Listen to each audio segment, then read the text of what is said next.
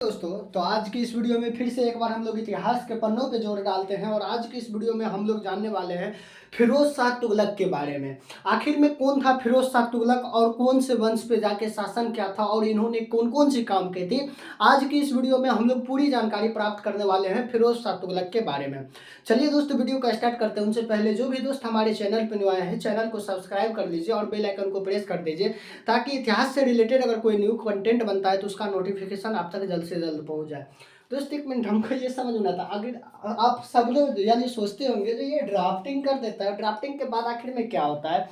तो देखिए दोस्त, ड्राफ्टिंग करने का मुख्य मायने ये रहता है, अगर शॉर्ट नोट्स तैयार करना चाहते हैं या तो कोई जो होता है ना एग्जाम, जैसे कि बीपीएससी का हो गया, यूपीएससी का होता है, तो ये सब मायने रखता है उन सभी एग्जाम के लिए।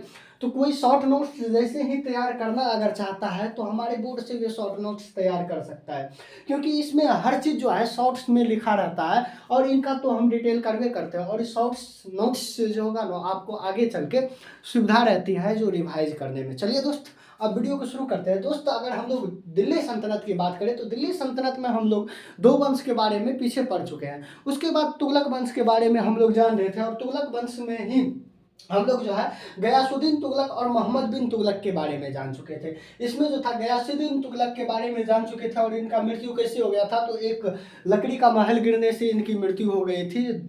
यानी जो कहा था, जो दिल्ली अभी बहुत दूर है और रात में जैसे ही विश्राम कर रहा था तो गयासुद्दीन तुगलक के लकड़ी के महल गिरने से मृत्यु हो गई थी। उसके बाद मोहम्मद बिन तुगलक के बाद जो मोहम्मद बिन तुगलक की भी मृत्यु हो जाती है और इनकी मृत्यु के बाद जो आता है तीसरा शासक वह है फिरोज शाह तुगलक।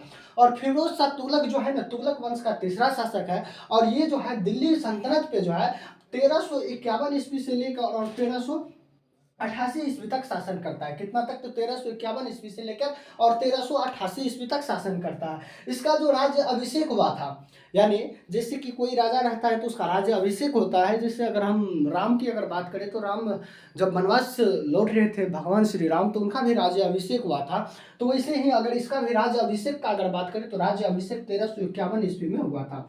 किसका, तो फिरोज शाह तुगलक का। और फिरोज शाह तुगलक ने जो था वह अशोक की अभिलेख को जो है ना, हरियाणा के टोपरा अभिलेख को, यानी हरियाणा के टोपरा अभिलेख और उसके बाद टोपरा अभिलेख को जो है दिल्ली में स्थापित किया था। ठीक है, दिल्ली में स्थापित किया, यानी उन दो अभिलेख को उखाड़ के ले जाके दिल्ली में स्थापित किया था। इन्होंने जो है ना उस समय में यानी नगर के विकास के लिए एक नगर योजना का निर्माण किया था और जो है ये 300 से अधिक नगर का, यानी 300 से अधिक नगर का निर्माण किया था। कौन, तो फिरोज शाह तुगलक। अब उसके बाद जो है 1200 से अधिक फल बगीचे लगाया था जिनसे फुलवारी यानी फलों की बगीचे तैयार हो, और ये 1200 से अधिक पेड़ भी लगवाए थे और कई सारे ऐसा यानी बगीचे भी लगवाए थे। उसके बाद ये नहर का जाल बिछाया था। अब जो है नहर जो अभी बना है उस समय में सरकारी नहर हुआ करता था, उनसे जो भी किसान अगर खेती करता था तो उनसे टैक्स के रूप में, जो भी नहर से खेती करेगा उनको टैक्स के रूप में यानी 1/10% यानी 10% उनको देना पड़ता था। मान के चलते हैं अगर आपको अगर यानी 100 किलो अगर धान उपजता है तो उसमें से आपको 10 किलो धान जो है राज दरबार में देना होगा टैक्स के तौर पे। तो जो भी नहर से खेती करता था उसको 10% यानी 1/10 जो है उनको टैक्स के रूप में देना पड़ता था। ठीक है, उसके बाद जो है नहर का जाल बिछाया, उसके बाद सिंचाई पर टैक्स लगाया। इसके दरबार में जो है दास की अगर संख्या की बात करें तो 1,80,000 दास हुआ करते थे, यानी रहा करता था। दास के देखभाल के लिए एक अलग से जो है ना सभा का तैयार किया गया था, यानी एक अलग से जो कहते हैं ना उसको, यानी मंत्री परिषद का तैयार किया गया था जो उसका राज दरबार का यानी दास का देखभाल करे। उसको हम लोग जो है ना दीवाने ए बंदगाम यानी बंदगाम के नाम से जानते हैं। उसके बाद यानी जो भी बेरोजगार व्यक्ति था उसको बेरोजगारी भत्ता भी दिया। कौन, तो यानी फिरोज शाह तुगलक। उसके बाद जो है इन्होंने सुल्तान यानी सुल्तान काल, यानी इसको जो है फिरोज शाह तुगलक को सुल्तान काल का अकबर भी कहा जाता था। उसके बाद अद्दा एवं विश्व नामक सिक्का चलाया। उसके बाद जो है हिंदू ग्रंथ, इसके समय में जो है हिंदू ग्रंथ को फारसी में अनुवाद करवाया था इन्होंने। अब उसके बाद इसका जो मृत्यु हो जाता है तो 1388 ईस्वी में इसकी मृत्यु हो जाती है। ठीक है, ये था फिरोज शाह तुगलक की कहानी। अब देखते हैं जो अब क्या क्या है। तो देखिए दोस्त, फिरोज शाह तुगलक जो है यह जोना खां का चचेरा भाई था। इनकी माता सोनार थी, अतः यह हिंदू होने का आरोप न लगाए, इसलिए इन्होंने ब्राह्मण पर भी जजिया कर लगा दिया था। अब जो है फिरोज शाह तुगलक जो था ना, वे जौना खान यानी किसका, तो मोहम्मद बिन तुगलक का चचेरा भाई था। और फिरोज शाह तुगलक की जो माता थी ना, वे हिंदू की थी और हिंदू में सोनार जाति का था। और सोनार जाति होने के कारण से जो है ना, ये फिरोज शाह तुगलक जो है कोई इन पे हिंदू होने का दावा न करे, यानी कोई इन पे हिंदू होने का दावा न करे, इसलिए इन्होंने ब्राह्मण पर भी जजिया कर लगा दिया था। जो कि इन सब जो है ना, ब्राह्मण पे जजिया कर नहीं लगाया था, लेकिन फिरोज शाह तुगलक जो है ब्राह्मण पर भी जजिया कर लगा दिया। ठीक है, ताकि कोई इसे मुस्लिम ना यानी हिंदू ना कहे, इसलिए इन्होंने जो है जजिया कर लगा दिया ब्राह्मण पे भी। अब इसके राज्याभिषेक 1351 ईस्वी में होता है। इसने अशोक के हरियाणा के टोपरा अभिलेख तथा यूपी के मेरठ अभिलेख को दिल्ली में स्थापित किया था। इसने अब इसके अलग से एक निर्माण विभाग बनाया और 300 से अधिक नगर शहर का निर्माण कराया, जैसे कि जौनपुर, फिरोजाबाद और उसके बाद हिसार, उसके बाद टोपराबाद और फिरोजापुर आदि और अन्य कई सारे 300 से अधिक नगर का विकास किया। इसने 1200 से अधिक फल के बाग यानी फल के बाग बगीचे लगवाया ताकि फलों की गुणवत्ता को सुधार किया जाए। अब ये जो है 300 से अधिक यानी 1200 से अधिक फलों के बगीचे लगवाया ताकि फलों की गुणवत्ता की सुधार किया जाए। अब इसके समय में जो है सर्वाधिक सिंचाई टैक्स लेने प्रारंभ कर दिया। जो कि किसान सरकारी नहर से खेती करता था उसे हक ए सर्व यानी नामक टैक्स देना होता था, जो ऊपर का 10% या 1/10 भाग देना पड़ता था। उसके बाद फिरोज शाह तुगलक के दरबार में सर्वाधिक दास 1,80,000 हुआ करते थे। अब इसने दास यानी इसके दासों की देखभाल के लिए एक अलग विभाग दीवाने ए बंदगामा नामक बनवाया था। इसने बेरोजगारी को बेरोजगारी भत्ता यानी जो भी बेरोजगार व्यक्ति था उसको बेरोजगारी भत्ता दिया था। उसके उसके बाद गरीब असहाय तथा अनाथ की सहायता के लिए इसने एक अलग विभाग दीवाने एक खोतबा बनवाया था। किसके लिए, तो जो भी गरीब था, जिसके पास पैसा नहीं था, या जो भी इनके राज्य में रहते थे, भुखमरी की स्थिति थी, तो उसके लिए जो है एक अलग एक्ट तैयार किया था। और उसके तहत जो है ये गरीबों को यानी दान दिया, यानी जो भी होता है ना, उनको खाने पीने का सामान, उसके बाद थोड़ा सा पैसा उनको दिया करता था। जैसे कि अभी हमारे बिहार में भी देखते ना है, जो नीतीश कुमार जो भी रहता है उनको 5 केजी चावल, उसके बाद वृद्धा पेंशन दिया जाता है और कई सारे अन्य सारे फंड, जैसे कि इंदिरा आवास हो गया। इंदिरा आवास में वे होता है जिसके पास घर नहीं है रहने के लिए, उनको थोड़ा सा सरकार हेल्प करके और घर बनाने के लिए प्रोटेक्ट करता है। उसके बाद जिसको बाथरूम नहीं बनाने के लिए रहता है उनको भी, यानी सरकार जो है हर चीज़ के लिए जो है ना कोई एक्ट लाता है और उनके तहत जो है हमारे आम जनता तक जो है ना पहुंचाता है। इसलिए जो है इन्होंने भी ऐसा करता था अपने राज्य में। उसके बाद इसने सरकारी खर्च पर हज यात्रा करवाई। अब इसने जो है सरकारी खर्च पे ही हज यात्रा करवाई थी। विभिन्न धर्मों के आपसी संबंध के लिए इन्होंने एक अनुवाद बनवाया। अब फिरोज शाह तुगलक को सल्तनत काल का अकबर कहा जाता है। फिरोज शाह तुगलक को क्या कहा जाता है, तो सल्तनत काल का अकबर कहा जाता है। अब जौनपुर का सियार हिंदू के रूप में माना जाता है। अब इसके द्वारा अदरा एवं विख नामक 2 सिक्का चलवाया गया था। अब ये जो है 2 सिक्का चलवाया था, जिसको हम अदरा एवं विख नामक 2 सिक्का चलाया था। कौन, तो फिरोज शाह तुगलक।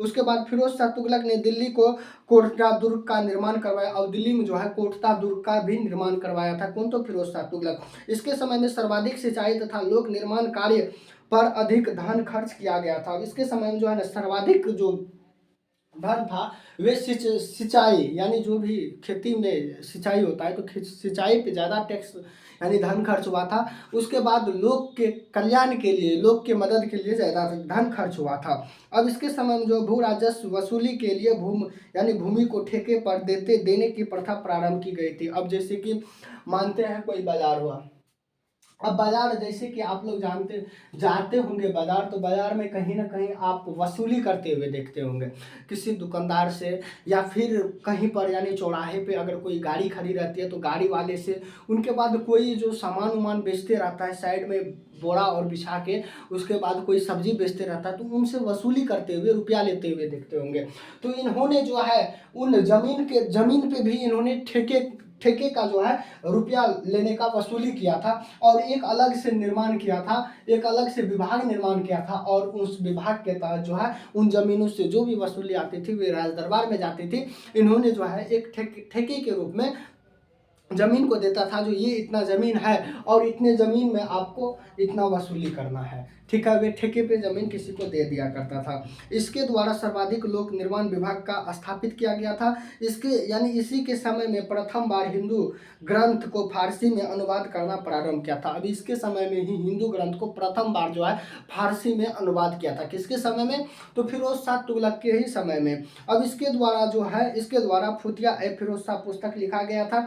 अब इसी के समय में सैन्य पद्यों को यानी वंशावंत माना गया था। अब फिरोज शाह तुगलक के दरबार में बनरी नामक विद्वान रहा करता था, जिसने फतेह ए जहांदारी तथा तारीफ यानी फिरोजा शाही नामक पुस्तक रचना किया था। अब इसके दरबार में जो है न बंसी नामक एक विद्वान रहा करते थे। उन्होंने फतेह ए जहांदारी तथा तारीफ ए फिरोजा शाही नामक 2 पुस्तक लिखे थे। अब उसके बाद जो है इनका मृत्यु जो हो जाता है, वे 1388 ईस्वी में इसका मृत्यु हो जाता है। 1388 ईस्वी में जैसे ही इसका मृत्यु होता है तो इसका जो अगला शासक आ जाता है वे दूसरा कोई आता है। कल के वीडियो में हम लोग अगला शासक के बारे में जानेंगे, जो आखिर में अगला शासक कौन था। उसके बाद जो है तुगलक वंश खत्म होगा, उसके बाद लोधी वंश और सैयद वंश बचता है। और ये सब जैसे ही खत्म हो गए यानी लोधी वंश बचेगा, तब सैयद वंश तो हम पीछे पढ़ चुके हैं।